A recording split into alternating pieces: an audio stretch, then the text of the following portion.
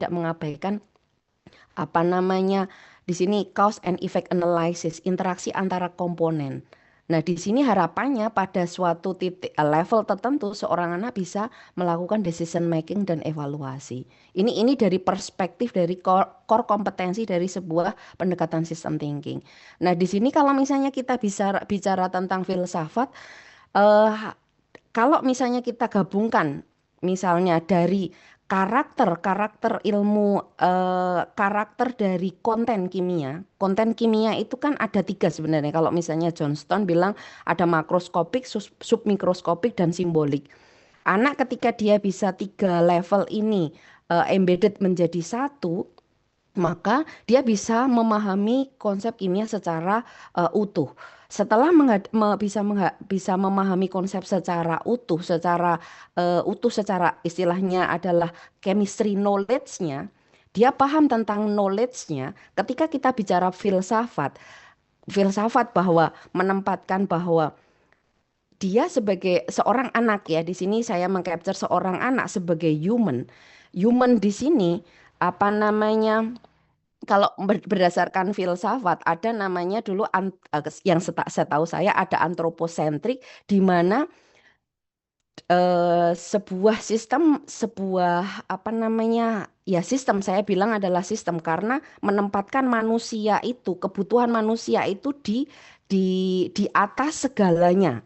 Di atas segalanya artinya gini, kalau misalnya kita lihat gini, kalau kenapa sekarang banjir, banyak banjir seperti itu? Karena kebijakan-kebijakan yang dilakukan oleh pemerintah itu adalah menempatkan oh kebutuhan manusia pertama. Misalnya aku butuh rumah maka rumah akan saya bangun tanpa mempertimbangkan istilahnya desain tata misalnya tata kota atau tata letak di mana drainasenya, bagaimana air, penyedia air atau istilahnya kalau sekarang yang ada di wilayah Laut Utara Jawa misalnya taruhlah oh di situ yang penting saya punya bisnis, saya bisa menghasilkan uang. Manusia, kebutuhan manusia ditempatkan di ini dari apa istilahnya mengabaikan isu lingkungan. Itu adalah kebijakan yang mengarah pada filsafat antroposentrik. Tapi ketika kita beralih ke post antroposentrik atau ekosentrik, artinya ekologi. Kalau kami dari Kementerian Agama ada ekoteologi, orang filsafat yang mempelajarinya, tetapi saya tidak begitu. Saya hanya melihat secara garis besar. Ketika kita menarik kepada apa namanya secara filsafat bahwa manusia itu juga harus berdampingan dengan lingkungan. Maka harus ada sebuah desain yang mungkin bisa secara mikro itu adalah desain di dalam sebuah formal, istilahnya anak berinteraksi di dalam sekolah misalnya, atau mungkin bisa desain interaksi social interaction itu di level yang informal atau istilahnya di masyarakat. Nah, itulah kalau di sini saya masih belajar untuk bagaimana mendesain sebuah pendidikan kimia lingkungan di sini. Nah, karena kalau misalnya kita lihat dari perspektif learning ekologi, anak itu belajar itu kan dia dipengaruhi oleh dia individu itu adalah sebagai target paling tengah, di mana dia ada atau hidup berinteraksi dan yang lain itu kan dipengaruhi oleh makrosistemnya dia, ada mesosistemnya dia, ekosistem dan makrosistem yang besar. Itu kalau misalnya melihat perspektif kimia dari learning ekologi karena kalau berbicara sistem thinking maka konteksnya tidak hanya secara struktur kimia, tetapi kita bisa lebih luas lagi dan melihat dari perspektif learning ekologi, di mana seorang anak itu belajar kimianya, knowledge-nya, maka dia ada di sekolah, tetapi dia ada hubungannya dengan ada beberapa macam faktor yang mempengaruhi. Misalnya ketika dia ke apa namanya setelah pulang sekolah ke masjid atau ke gereja, dia ada apa namanya bagaimana ada istilahnya kegiatan yang pencinta lingkungan dan macam-macam.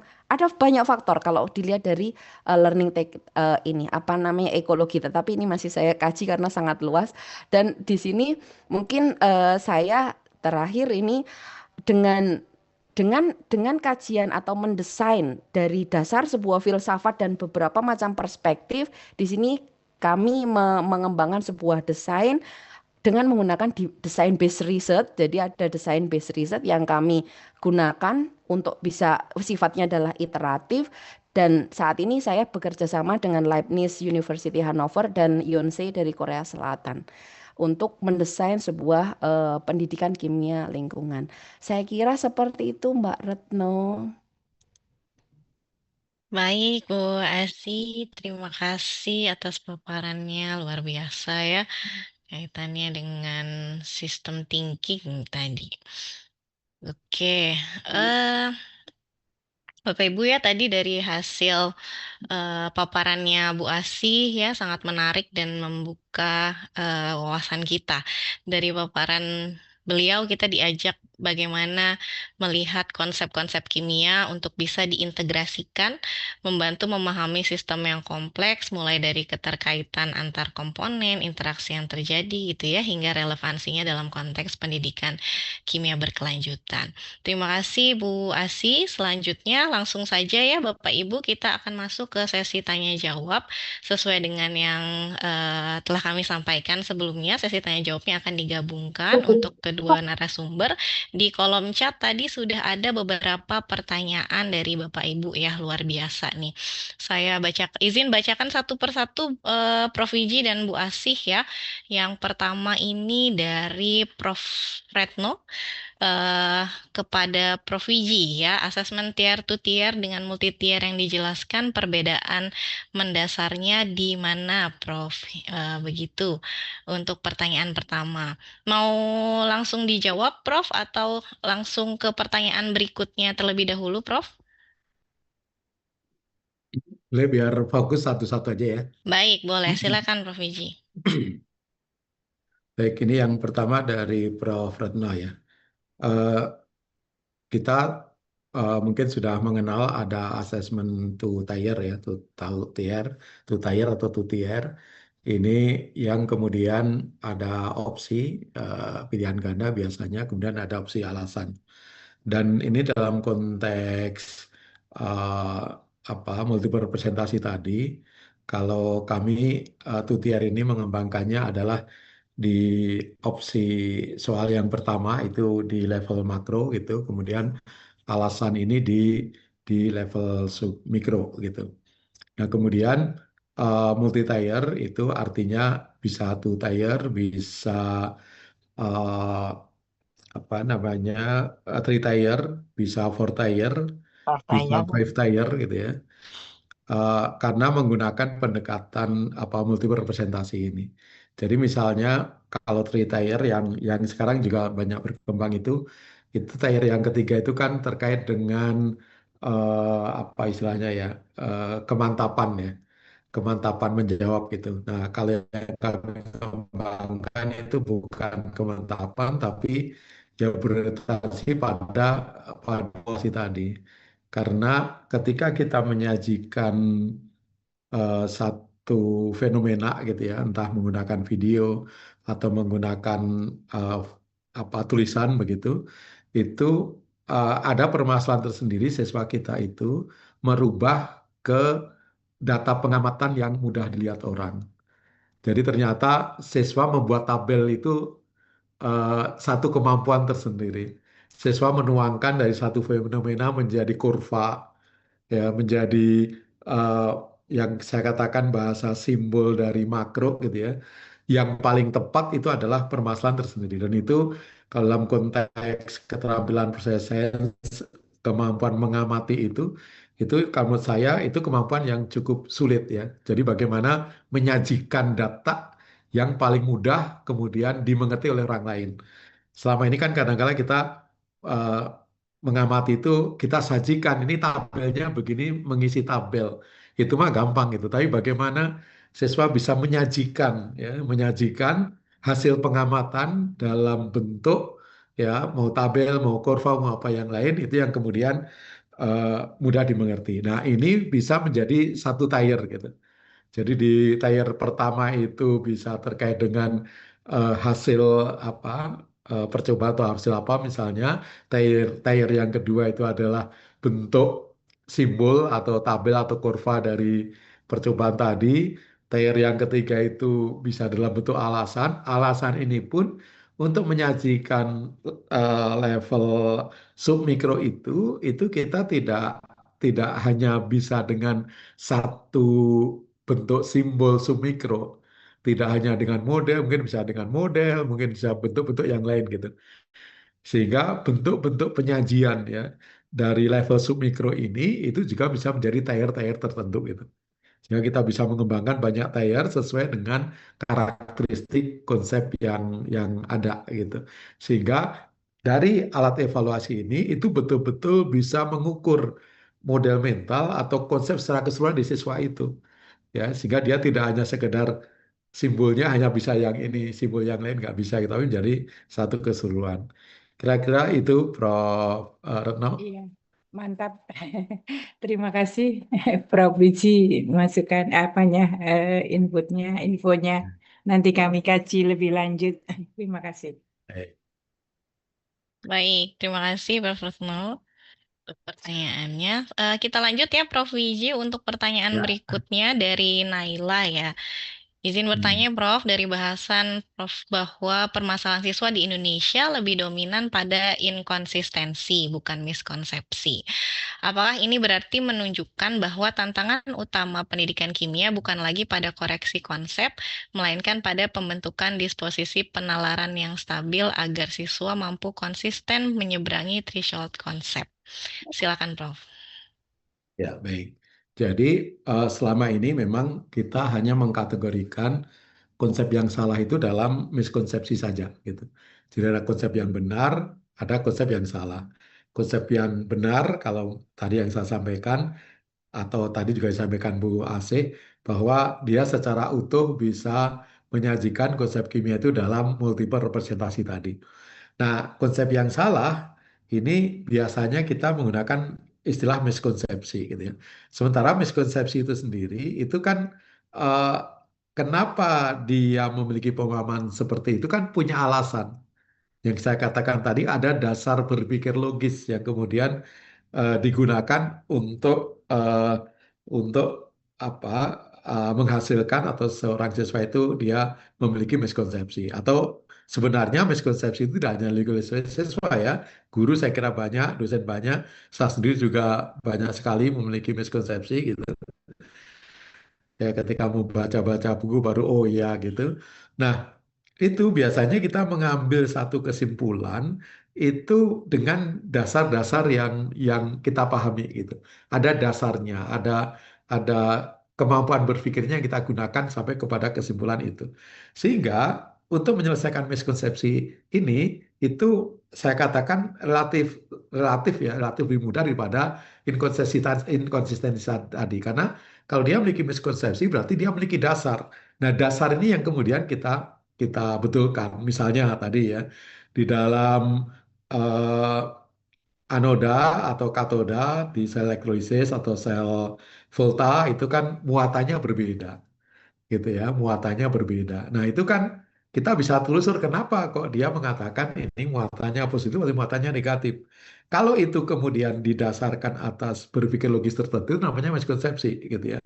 Namanya miskonsepsi. Sehingga dasarnya ini yang kemudian kita perbaiki, kita jelaskan bagaimana mengatasinya. Kalau saya sampai saat ini ya dengan pembelajaran strategi intertext ini dengan apa menggunakan multiple representasi tadi itu miskonsepsi akan teratasi gitu. Ya. Nah, itu ketika kita tahu penyebabnya, nah penyebabnya itu kita perbaiki, maka konsepsi selesai itu. Nah, yang rumit yang tadi dari data yang kami temukan dalam penelitian kami yang sudah cukup lama, itu adalah justru yang banyak itu inkonsistensi. Maksudnya inkonsistensi itu siswa menjawab itu dengan dasar yang gak jelas gitu. Sehingga ketika dia menulis mengapa, ketika dia menuliskan ion natrium misalnya gitu ya, dia tuliskan Na, tidak tuliskan Na plus itu dia mengatakan sama gitu. Padahal Na dengan Na plus itu bedanya seperti bumi dan langit gitu. Ya, jadi ketika tidak memiliki dasar untuk menjawab gitu ya. Nah, itu namanya inkonsistensi. Dan itu saya yakin Bapak Ibu silakan nanti cek ya. Selama ini apa penelitian kami mengatakan yang inkonsistensi itu jauh lebih banyak gitu. Dan ini cara membelajarkannya memang eh, kami sendiri masih agak agak kesulitan ya dalam pikiran kami kalau mungkin bisa kayak komputer itu di reset dulu gitu. Artinya yang ada dalam kepalanya itu dikosongin dulu, belajar baru gitu. Nah itu mungkin ini. Nah sekarang ya kalau kalau terjadi konsistensi itu ya ya kita kalau saya lebih banyak untuk calon guru itu memang mereka harus menyajikan ya mereka menyajikan berdiskusi gitu sehingga muncul apa yang ada dalam kepalanya itu. Dan saya dengan kondisi sekarang tanpa mengabaikan aspek teknologi, saya lebih cenderung kalau diskusi itu yang menyajikan dan yang bertanya itu harus lepas HP gitu.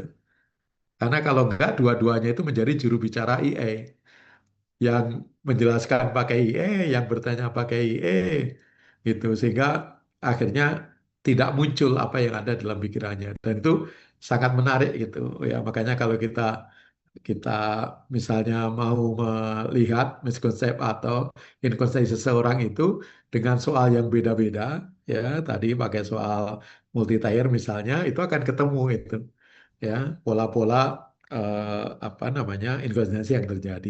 Nah, kemudian terkait dengan threshold. Threshold ini memang juga menjadi eh, penyebab ya penyebab dari miskonsepsi gitu. Artinya ketika seseorang itu tidak mengetahui ya pintu gerbangnya, pintu masuknya untuk mempelajari satu konsep itu, ya mungkin dia berkutat kepada hal-hal yang sifatnya masih di luar, belum masuk pada pada konsep yang sesungguhnya gitu, karena belum bisa masuk gitu. Nah, ini yang barangkali juga terus apa dipelajari terkait dengan threshold ini penelitiannya masih sedikit gitu ya. Masih sedikit. Bapak Ibu bisa cek di Scopus IE biasanya ada gitu. Eh, itu sangat sedikit nih pintu yang cukup cukup lebar untuk kita melakukan penelitian terkait dengan threshold ini dan mungkin pengaruhnya ke miskonsepsi, pengaruhnya ke inkonsistensi itu saya kira masih sangat terbuka. Itu barangkali pertanyaan dari Bu Nailah ya. Baik, Itu terima Bu Retno. kasih. Ya. Baik, terima kasih Prof. Wiji. Ada satu lagi dari Budas dari UNY ini, Prof. Wiji. Ya. Beliau menyampaikan masih banyak konsep kimia yang dipahami secara miskonsepsi oleh siswa. Sebenarnya sebaiknya dari mana miskonsepsi ini harus diatasi? Mengingat bukan hal yang mudah untuk menghilangkan miskonsepsi. Pembelajaran saat ini mungkin dapat diperbaiki untuk mengatasi miskonsepsi, tetapi bagaimana dengan siswa yang sudah terlewatkan dari pembelajaran perbaikan tersebut? Contoh sederhana, saat ini masih banyak siswa yang berpikir bahwa HCl memiliki ikatan ionik hanya karena guru-guru sering menulis HCl terurai menjadi H+ dan Cl-. Silahkan, Prof. Ya, ya ini Bu Das, saya kira ini sangat menarik ya, tidak hanya HCl biasanya. Kalau kita mengajar kimia, kalau ini menurut pengalaman saya mungkin bisa berbeda dengan Bapak Ibu, ketika memulai dengan simbol, itu miskonsepsinya itu akan besar sekali gitu ya.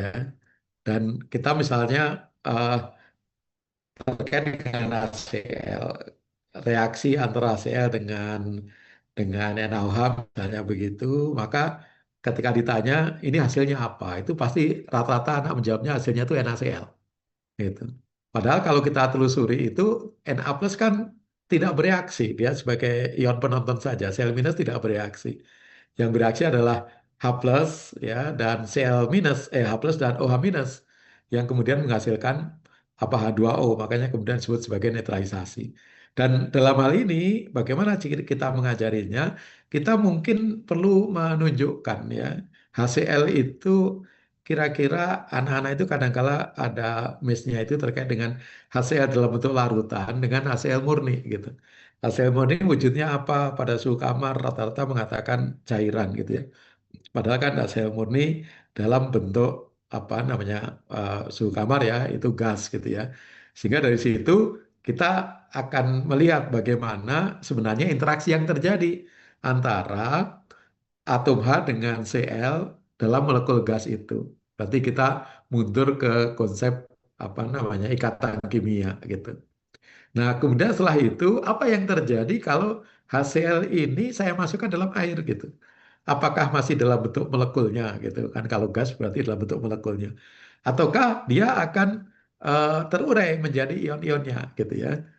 Nah, singkat kata ya dia akan terurai menjadi ion-ionnya gitu ya. Jadi si si anak itu tahu bahwa HCl itu bukan ikatan ion atau tidak hanya ikatan ion saja yang menghasilkan ion ya. Ikatan-ikatan kovalen polar itu juga bisa menghasilkan ion ketika kemudian di apa namanya larutkan dalam dalam air gitu ya. Nah, sehingga dari yang makro tadi, kalau saya lebih cenderung mengajarkan itu dari yang makro ya tadi kalau Bu Ase kan sistem thinking itu dari komponen terkecil dulu gitu. Ya, kalau saya mah cenderung dari yang terlihat dulu, dari yang ada dalam makro itu kan kalau ada dalam keseharian sesuai dengan eh, konten kimia yang kita ajarkan itu lebih bagus gitu. Tapi kan tidak seluruh konsep kimia itu ada dalam sehari-hari. Makanya perlu ada percobaan untuk melihat fenomena nyata ya, konsep-konsep yang tidak ada dalam keseharian. Nah, dari situ maka berikutnya yang dilakukan adalah kenapa demikian? Ya, tadi saya sampaikan misalnya hidrolisis. Kenapa kok ini bersifat asam, ini bersifat basa, ini bersifat netral? Penyangga, kenapa kok ini kemudian bisa menyangga pH, pH tidak berubah banyak? Kenapa kalau ini dia pH-nya berubah banyak? Terus apalagi misalnya sifat koligatif gitu. Kenapa kalau ini pelarutnya saja misalnya titiknya sekian, saya kasih satuan kok titik didihnya jadi naik gitu. Nah, mengapa itu jawabannya adalah submikro gitu. Jawabannya submikro. Nah, dari situ baru dibuat simbol. Jadi simbol itu terakhir. Kalau simbol di depan itu sudah pasti salah gitu. Ya, Eh, misalnya menggambar benzena gitu ya. Benzena itu anak dikasih simbolnya udah pasti salah gitu. Karena dia mengatakan benzena itu pasti ada dua jenis, dua bentuk gitu. Satu bentuknya begini, satu bentuknya begini. Padahal dalam proses resonansi nggak ada dua bentuk, tetap dalam satu bentuk. Di kimia organik saya kira banyak sekali yang kemudian ini. Jadi saya kira begitu Bu Das ya yang ini di kami ya sudah banyak kita lakukan. Jadi intinya untuk menghilangkan miskonsepsi itu menggunakan multipresentasi, urutannya dari mana? Dari makro dulu. Makro, kemudian kalau perlu diperjelas mungkin simbol dari makro, kemudian mengapa terjadi demikian masuk ke submikro, untuk memperjelas perlu simbol dari submikro. Demikian Bu Retno. Baik, terima kasih Prof. Wiji ya jawabannya untuk pertanyaan Budas tadi ya. Baik, saya lanjutkan izin Prof. Wiji. Sepertinya yang untuk Prof. Wiji sudah nih. Silakan Bapak Ibu jika masih ada yang mau bertanya boleh dimasukkan ke kolom chat. Pertanyaan untuk Bu Asih tadi sepertinya sudah sedikit dijawab di kolom chat ya, tapi mungkin bisa diberikan penjelasan bagi kami begitu Bu Asih terkait konsep pembelajaran kimia dengan perspektif yang dipaparkan sangat bagus. Pertanyaannya, melihat siswa saat ini ya, generasi Z bahkan generasi Alpha sangat tidak mudah untuk dibawa pada pemikiran kritis. Dapat dapat dapatkah disampaikan sederhananya seperti apa agar para guru dapat mengimplementasikan dengan mudah, mengingat beban guru dalam mengajar sangat sedikit waktu untuk mengembangkan diri. Mungkin ada contoh konkret dari materi kimia di SMA. Silakan Bu Asi. Iya, terima kasih. Buddha, sehat. Alhamdulillah. Anjir, terima kasih. Walau udah tanya Buddha, sini kita tetangga loh sebenarnya. Anjir, sama-sama Jogja ini. Anjir, apa namanya Buddha yang ini nggih?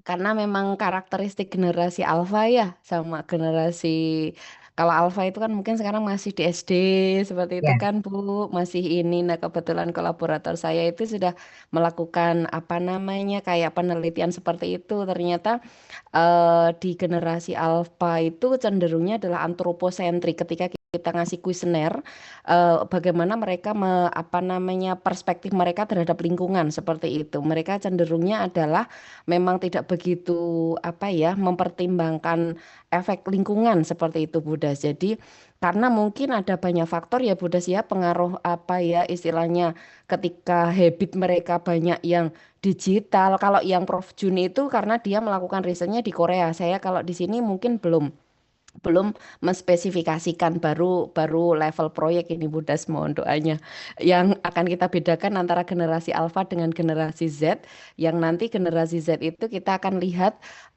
level pengetahuannya ketika dia sudah paham tentang pengetahuannya taruhlah misalnya mereka tahu tentang proses pengasaman laut seperti apa. Nah, itu karena saya concernnya hanya satu topik Budas jadinya hanya untuk apa namanya partikel-partikel yang hubungannya dengan laut seperti itu, pengasaman laut itu seperti apa? Mereka ketika sudah punya konsepnya, pengetahuannya seperti itu, kita akan ukur tentang attitude-nya. Ini mungkin saya kemarin sudah punya data sekitar 350-an responden untuk generasi Z, tetapi yang berumur di atas 10 15 ya, 10 15 lah. Itu memang ketika mereka punya pengetahuan memang tidak terbukti bahwa mungkin saya tidak bisa ini masih dalam bentuk analisis mentah Budas jadinya tidak ada korelasi secara ini ya Bu ya ketika mereka punya pengetahuan apakah mereka punya attitude atau istilahnya kemauan kalau saya ukurannya adalah attitude, ocean friendly behavior, sama kemauan untuk mengkomunikasikannya.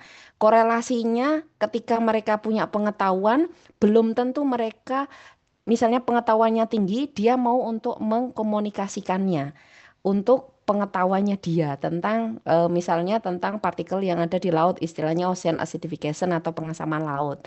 Nah, kalau misalnya tipsnya untuk sekolah, karena gini Bu, kalau misalnya di Indonesia kan mungkin karena banyaknya materi, nggih, materi-materi yang cukup padat di kurikulum, ada beberapa yang mungkin ini PR kita untuk yang di akademisi untuk bisa memformulasikan ya, untuk dari materi-materi yang ditawarkan di dalam kurikulum itu apakah bisa dikontekstualisasikan dengan menggunakan pendekatan sistem thinking karena proses untuk apa namanya ya untuk meletakkan fondasi sistem thinking itu kan banyak faktor, Bu. Jadi banyak banyak banyak faktor yang istilahnya dengan karakteristik anak generasi alpha dan generasi Z sekarang ya itu challenge tersendiri sih, Bu. Kalau misalnya saya seperti itu, saya masih dalam proses untuk bisa paling tidak melihat karakteristik di antara dua generasi ini yang apa namanya kita treatmentnya mau seperti apa gitu.